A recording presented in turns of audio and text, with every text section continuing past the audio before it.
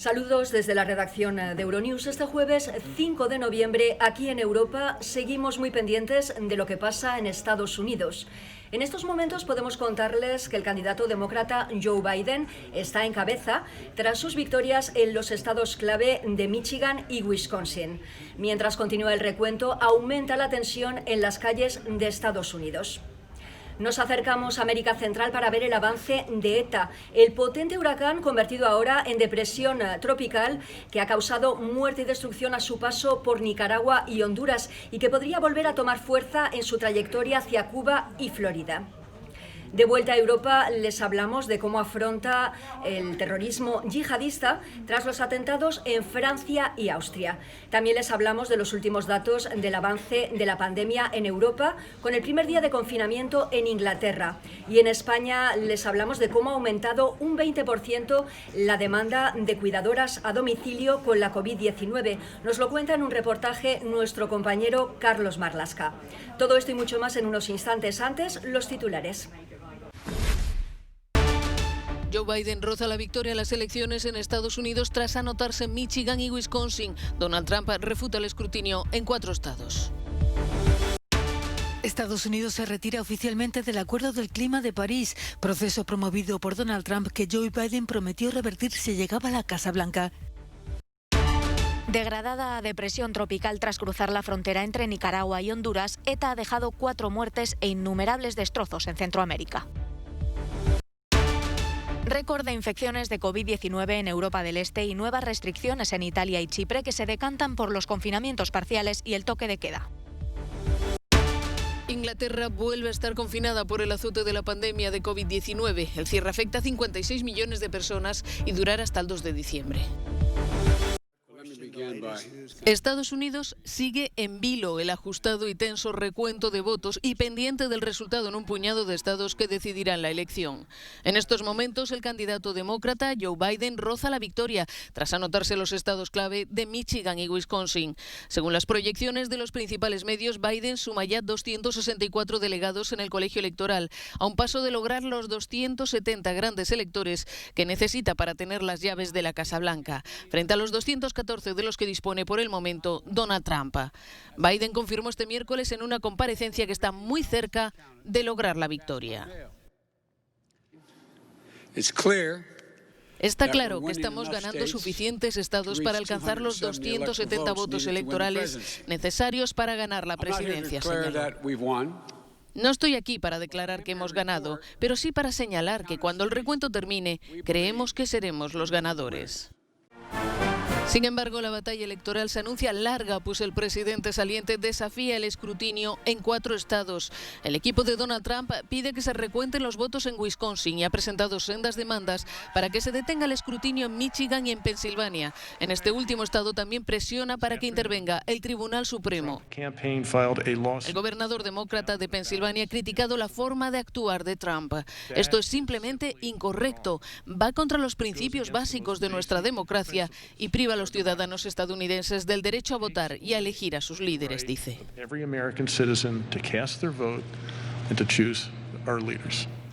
Trump sigue cuestionando la validez de estas elecciones a través de mensajes en Twitter. En uno de ellos dice: nuestros abogados han pedido acceso significativo, pero ¿de qué sirve esto ahora? El daño ya está hecho a la integridad de nuestro sistema y a la propia elección presidencial. La victoria de Biden pasa por conquistar al menos uno de los 4 estados clave que quedan en juego: Pensilvania, Carolina del Norte, Georgia y Nevada. Con más del 86% escrutado en todos ellos, Biden solo va a la cabeza en Nevada, pero con los 6 grandes electores de este estado sería suficiente, pues alcanzaría los 270 que necesita.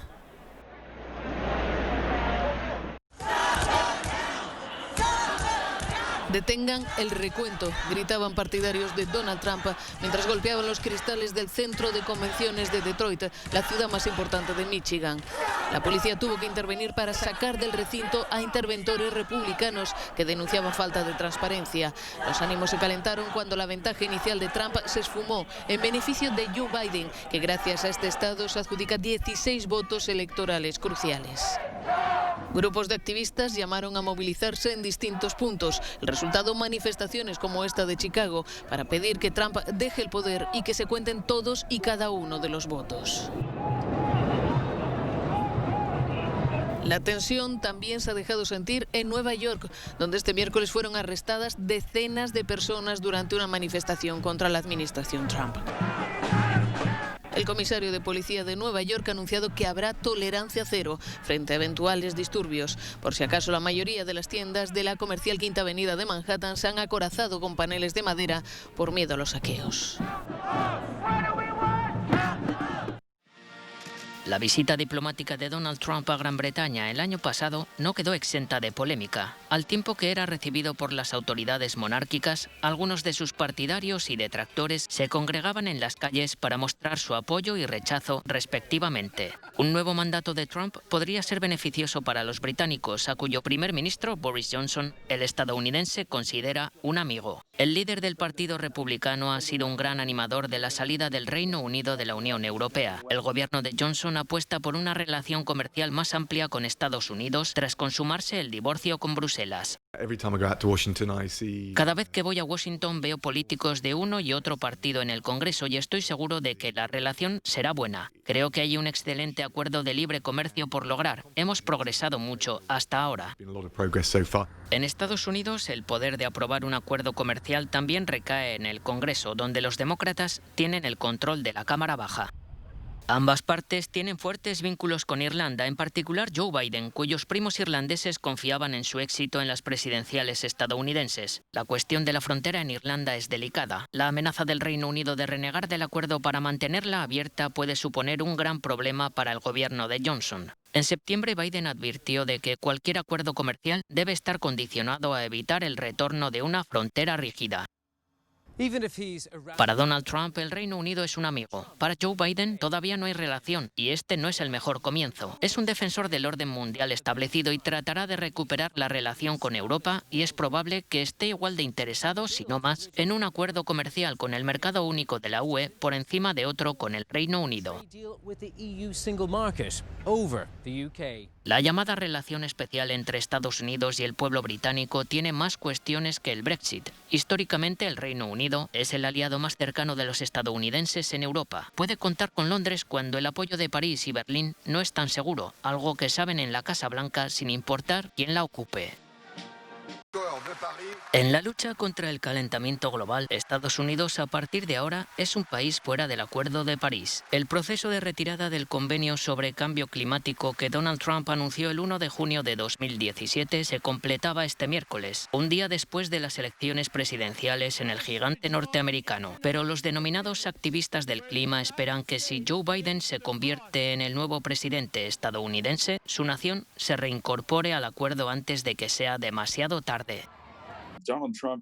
Donald Trump parece pensar que su país debe ir por su cuenta y hasta cierto punto tiene razón cuando habla de que el gobierno estadounidense no se implica con sus militares en todo el mundo, pero creo en el compromiso diplomático en temas como este, un asunto especial como el cambio climático que nos afecta a todos. Para mí supone una gran tristeza que el presidente haya elegido alejarse de la ciencia en favor del beneficio a corto plazo y en favor de la excepcionalidad estadounidense. Creo que es una lástima. Y tengo la esperanza de que si Biden es elegido podremos volver a comprometernos no solo con el Acuerdo de París, sino con otras formas internacionales de colaboración.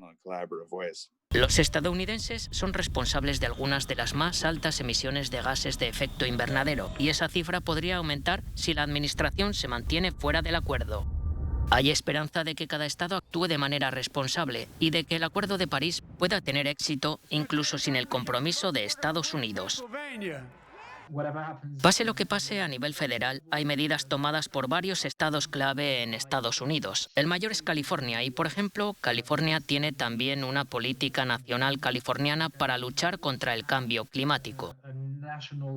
Por lo tanto, podemos seguir trabajando con los estados norteamericanos o al menos con algunos de ellos, incluso si el país en su conjunto se retirase formalmente del Acuerdo de París, al menos durante los próximos años, en caso de que Donald Trump gane las elecciones presidenciales.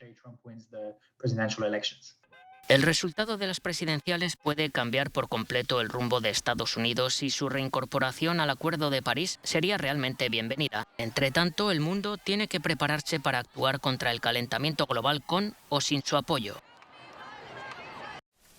La COVID-19 avanza firme en Europa con al menos 6 países presentando récords de infecciones en las últimas 24 horas, la mayoría en el este del continente. Rusia, Suiza, Polonia, Austria, Letonia y Estonia confirmaron su mayor número de nuevos casos de coronavirus hasta la fecha. Rusia, que ocupa la 4ª posición mundial en número de infecciones, añadió más de 18.000 nuevos casos. Más de 10.000 anunciaron las autoridades suizas. En Italia, 4 regiones van a entrar en un confinamiento parcial a partir del viernes, mientras el gobierno se esfuerza por recuperar el control de la pandemia.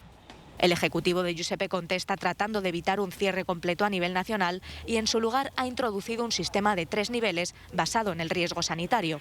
Lombardía, Piamonte y el Valle de Aosta, junto con Calabria en el sur, se sitúan en la zona roja, lo que significa que la gente solo podrá salir de sus casas por motivos laborales, sanitarios o por emergencias. Mientras tanto, Chipre se ha convertido en el último país en anunciar un nuevo toque de queda nocturno para combatir la segunda ola de COVID-19. La isla ha sufrido un aumento de casos en las últimas semanas. Desde el jueves, los ciudadanos verán restringido el movimiento entre las 11 de la tarde y las 5 de la mañana, un toque de queda que permanecerá vigente hasta final de mes.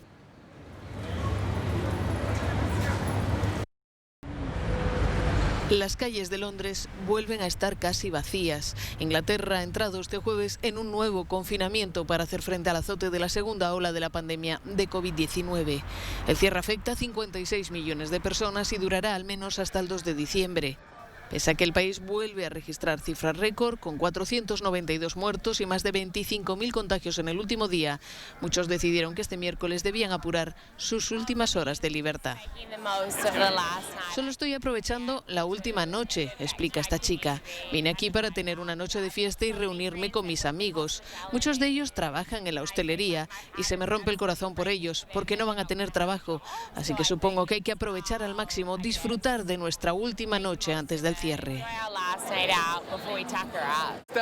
Este hombre también aprovechó para salir en la que define como la última oportunidad. Ayuda un poco, la urgencia era reunirse con alguien, dice.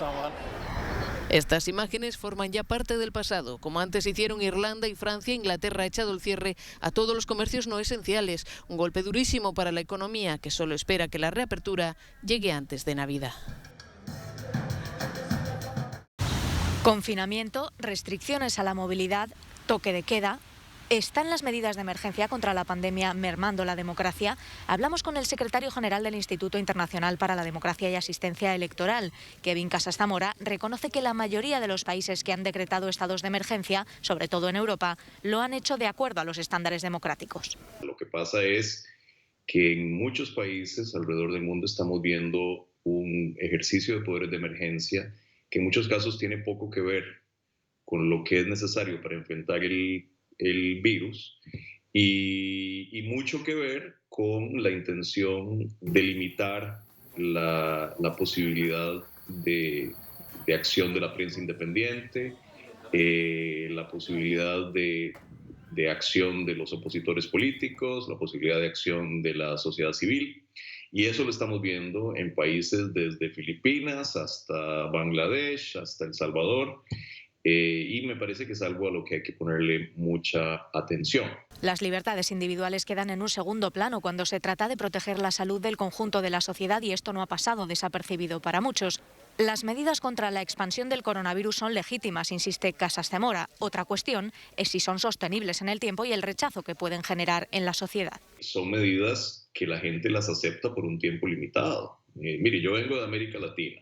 Y en América Latina una de las cosas que estamos viendo es que las cuarentenas interminables que se han decretado, que son de las más largas del mundo, lo único que han hecho en el caso de América Latina es poner la economía de rodillas. Entonces lo que estamos viendo en el fondo son los primeros atisbos de las reacciones políticas que se van a derivar de la crisis económica brutal que estamos viviendo en todo el mundo.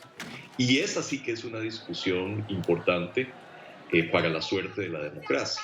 Casas Zamora cree que la solución pasa por encontrar la forma de tener enfoques más acotados contra la pandemia, cuarentenas más localizadas geográficamente y aumentar la capacidad de los sistemas hospitalarios para lidiar con la crisis.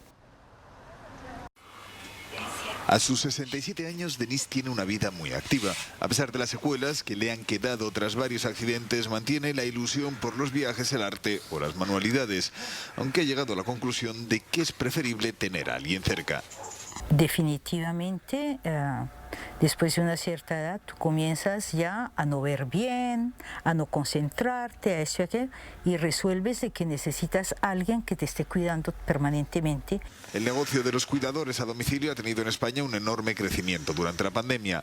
Los más de 21.000 muertos en residencias por coronavirus, más del 60% del total, según cifras oficiales, son la causa principal. Además, existen factores personales. Estoy en mi casa, tengo mis recuerdos, tengo cada cosa que me rodea me recuerda un momento de mi vida y no lo quisiera perder por nada del mundo. No iría nunca a una residencia. Desde hace 3 años, Cristina es el principal apoyo de Denise. Se encarga de que tome sus medicinas, de que tenga todo lo necesario a su alcance y de sus ejercicios de fisioterapia. Pues aquí es el trato más familiar, de más confianza. Y en una residencia me parece un poco más frío. Los cálculos de las empresas que facilitan cuidadores a familias cifran entre el 20% y el 40% del aumento de la demanda. En algunos casos la facturación está llegando al doble que en años previos, pero además la pandemia está cambiando el modo de afrontar este trabajo. Creo que es fundamental poner en contacto a la familia, que la familia sepa en todo momento lo que está pasando, poner a la persona mayor en el centro y cuidar la parte emocional de las personas mayores. En resumen, una mayor atención para las principales víctimas del coronavirus. Además de la mala gestión de muchas residencias durante la pandemia, hay otro dato que avala las buenas perspectivas para la actividad de los cuidadores a domicilio. Más del 80% de los españoles prefieren envejecer en sus casas. Desde Madrid, Carlos Marlasca, para Euronews. París, Niza, Viena. Europa está de nuevo en el punto de mira del terrorismo islámico y ha sufrido una cascada de atentados en las últimas semanas.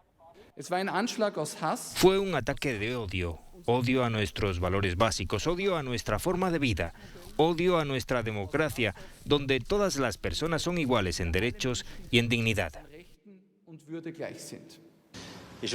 Creo que este ataque no es inocente. También habla de la voluntad de nuestros enemigos de atacar lo que es Europa, esta tierra de libertad, de cultura, de valores y por lo tanto no cederemos en nada. Más allá del discurso político, los analistas en seguridad coinciden en que todo el bloque comunitario es un objetivo potencial. Esto demuestra que la amenaza es contra toda Europa y que el laicismo y las caricaturas no son tan importantes. Toda Europa es blanco de esfuerzos convergentes de actores estatales y no estatales que buscan crear caos y división para minimizar el peso global de las democracias. Pero, aunque parece haber un consenso con respecto a lo que está amenazado, todavía no hay un enfoque coordinado para abordar el origen del problema. Francia elevó su alerta de seguridad al máximo nivel y el presidente Emmanuel Macron ha hablado de la determinación del país a destruir a los terroristas y frustrar las ideas radicales del extremismo islamista. La pregunta ahora es si este enfoque podría traducirse en una política a nivel europeo. Muchos en la UE consideran que eso es virtualmente imposible de lograr. Cualquier decisión europea tendrá que pasar por el Parlamento Europeo y en lugar de enfrentarse a un Parlamento nacional tendremos países que no tienen el mismo punto de vista sobre las cosas, con grupos políticos antagónicos que verán esto como material para ganancias políticas en lugar de un asunto que hay que resolver pragmáticamente. Francia y el resto de Europa están en una difícil encrucijada. Elaborar una estrategia unificada en la lucha contra el Islam radical podría ser una buena opción, pero supone un gran desafío para algunos gobiernos que, a duras penas, pueden conseguir el suficiente apoyo interno para sus respuestas individuales a este mismo problema.